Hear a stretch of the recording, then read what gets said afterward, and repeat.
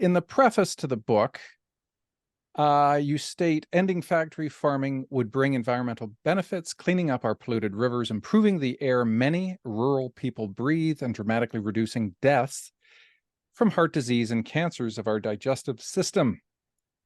Now, for our viewers and listeners, would you mind expanding on how this might happen? Well, certainly.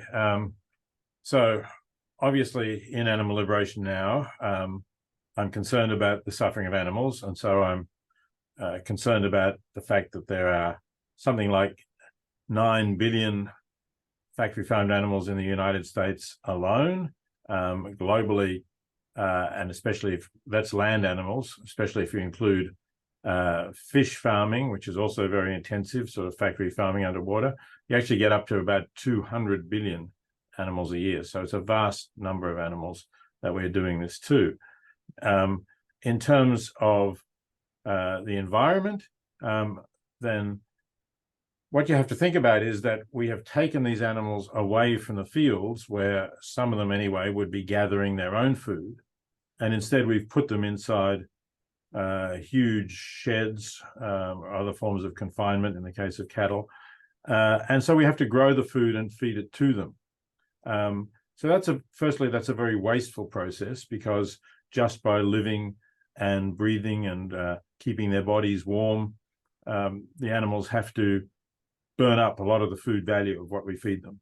So we have to produce much more food than we need to sustain ourselves. And that means that we have to farm more intensively in arable land, and also that places like the Amazon are getting cleared to grow food for these animals, or in some cases for grazing animals. But something like 40% of the Brazilian Amazon is being cleared to 40% of the clearing of the Brazilian Amazon, I should say, is to grow soy, and something like 70 to 80% of the world's soy crop is fed to animals. So if we didn't have all these animals, we would have a much better buffer of food supplies for humans for when we need it. We would have less pressure on land. We would not be clearing so much of the Amazon, which of course is disastrous for climate change.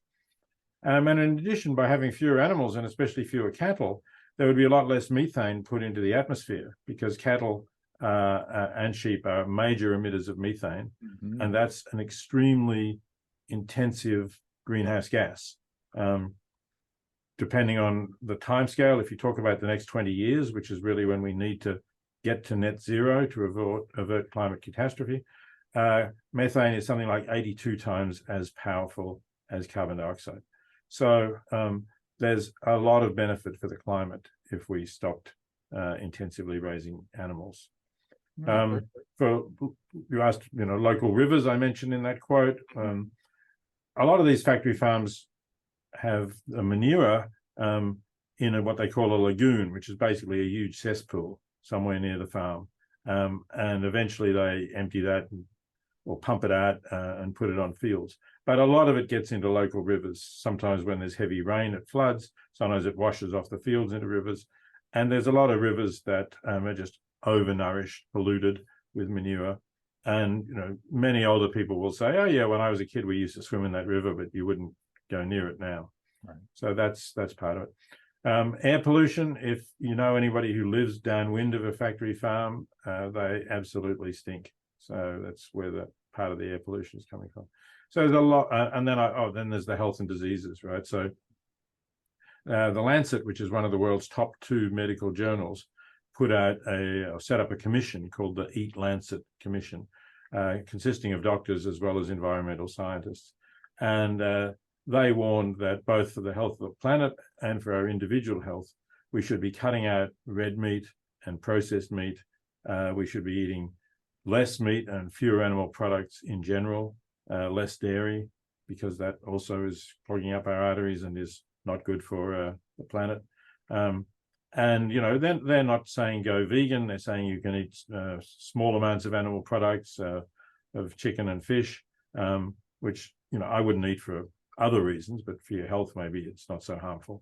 But drastically reduce the amount of animal products, and so we could do that and cut back a lot on factory farming and reduce those deaths from diseases of the digestive system, and heart disease.